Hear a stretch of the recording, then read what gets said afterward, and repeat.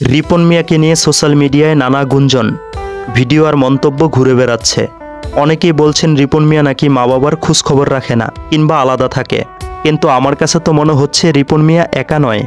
আমাদের দেশে এমন অসংখ্য মানুষ আছে যারা মা বাবার সাথে দূরত্ব তৈরি করে ফেলে, কখনো অভিমান থেকে, কখনো পরিস্থিতির কারণে।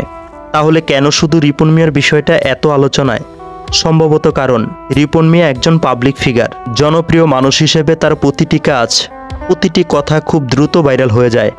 আমার কাছে তো মনে হয় এই পরিস্থিতিতে রিপন মিয়াও অনেক সচেতন থাকার দরকার ছিল, আর তার মা বাবার প্রয়োজন ছিল একটু বেশি সতর্কভাবে কথা বলা। কারণ রিপন মিয়া এখন একজন জনপ্রিয় কন্টেন্ট ক্রিয়েটর, তার প্রতিটি কাজ মানুষের নজরে থাকে।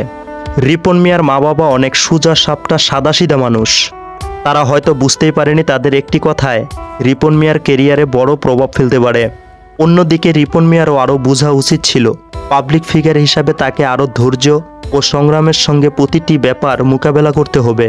অনেকেই বলে রিপন মিয়া মাসে অনেক টাকা ইনকাম করে, কিন্তু বাস্তবে দেখা গেল রিপন মিয়ার বাসায় এক কন্টেন্ট ক্রিয়েটর ভিডিওতে বলেছেন রিপন মিয়ার মূল পেজটি সে আগেই বিক্রি করে দিয়েছেন, সেখানে মাসিক বেতন হিসাবে কাজ করেন।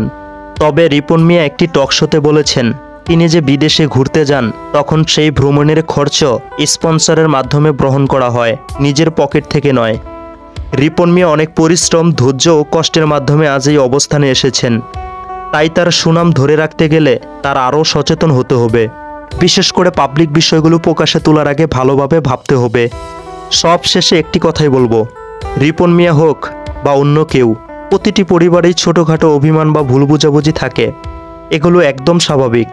আপনার কি মনে হয় রিপন মিয়ার ভিডিও এখনও আগের মতোই ভালো লাগে আপনার কাছে, নাকি আপনি তার থেকে একটু দূরে সরে গেছেন? কমেন্টে লিখে জানাতে পারেন।